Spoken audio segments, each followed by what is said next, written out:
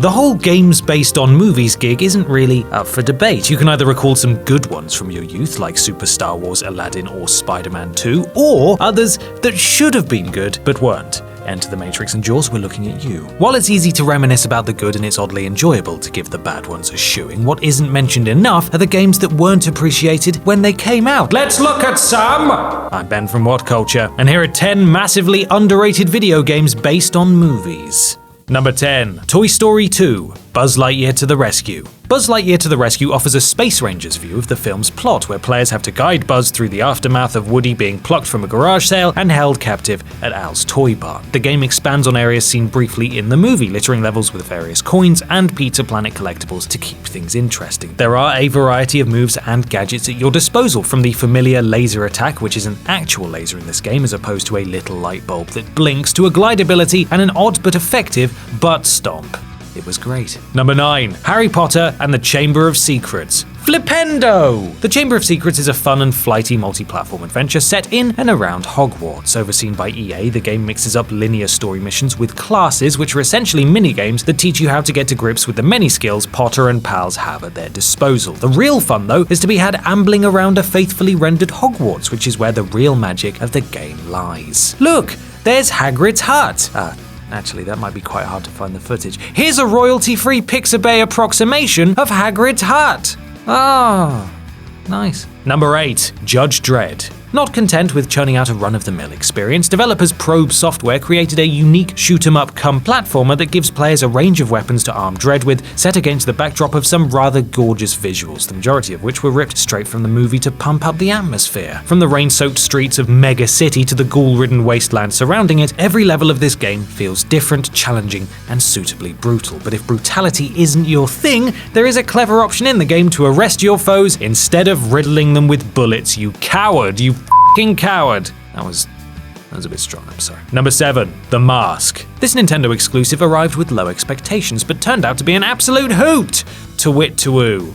Owls. Although it takes its cues from the 1995 movie, this game is very cartoonish in style, with developer Black Pearl Software mining eye-popping color from seemingly drab levels, such as hero Stanley Ipkiss's apartment and the goon-laden streets of Edge City. The best feature about The Mask, though, is its quasi-beat-em-up platformer gameplay style thing. One minute you could be flinging a mask-powered Ipkiss across rooftops, and the next using your humongous horn to knock a prison inmate to the deck. It was this vibrant, colorful mix that garnered the game a raft of positive reviews. Number 6.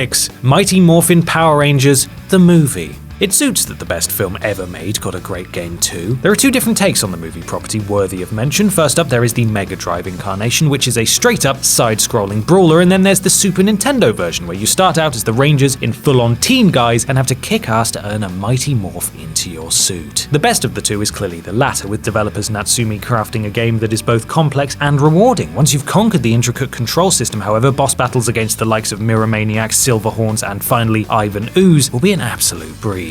Number 5. The Evil Dead. Created by Palace Software, who would go on to launch the Cauldron series, the game was released around the same time as the movie, meaning it got some serious flack from the video nasties mob. In reality, The Evil Dead isn't gory and only slightly scary. Look at it. Palace crafted a fun experience where you take control of Ash as he scurries around cinema's scariest cottage, whacking ghouls with a shovel or anything else he can get his hands on, shutting windows so more can't get in. It's a basic but highly addictive formula, and it was lovely. Number 4. Scarface. The World Is Yours. Despite not being the likeliest of movie properties to be given the gaming treatment back in 2006, Scarface The World Is Yours is a worthy entry to the sandbox genre. Elevating itself above simply a GTA clone, the game exceeded all expectations, shifting a load of copies and hoovering up strong reviews. In an odd bit of fan service, the game is set after the events of the movie, where Tony Montana has managed to give those pesky home invaders the slip and unleashed himself on the streets of downtown Miami. The aim is to take over neighborhoods, all the while creating the biggest, most badass empire that you can, and that's really fun.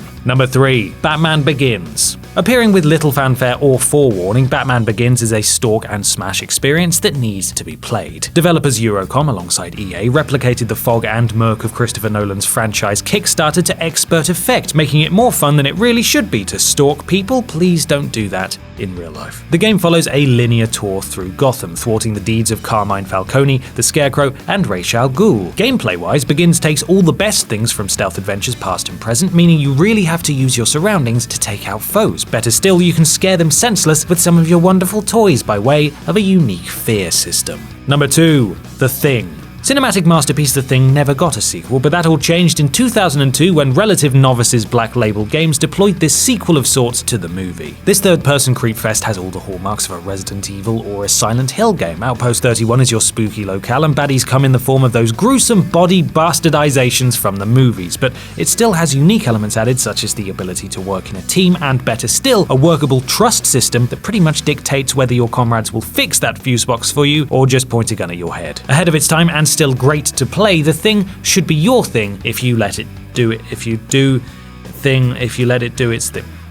Number 1. Blade Runner. Pre-rendered backdrops were all the rage in the 90s, and while the likes of Final Fantasy and Resident Evil reached new heights of popularity presenting themselves in this way, none of them felt as lived in as Blade Runner. Events take place around the same time as the film and book, with plenty of nods given to Deckard's own arc, putting you in the trench coat of Ray McCoy. This would all be quite a hollow experience if the gameplay wasn't up to scratch, but thankfully, West would have taken all the things that make point and clicks so good, turning in something quite different. Instead of having players use Object A to open up Object B, for example, the game requires lots of conversation-driven sleuthing and puzzle solving in order to progress. Chuck in some very real danger, you can be shot dead at any moment, and there really is no game quite like this. And that's our list. Make sure you subscribe to the What Culture Gaming YouTube channel for more lists like this, and don't forget to visit whatculture.com for daily news and articles. I'm Ben from What Culture, and thanks for watching.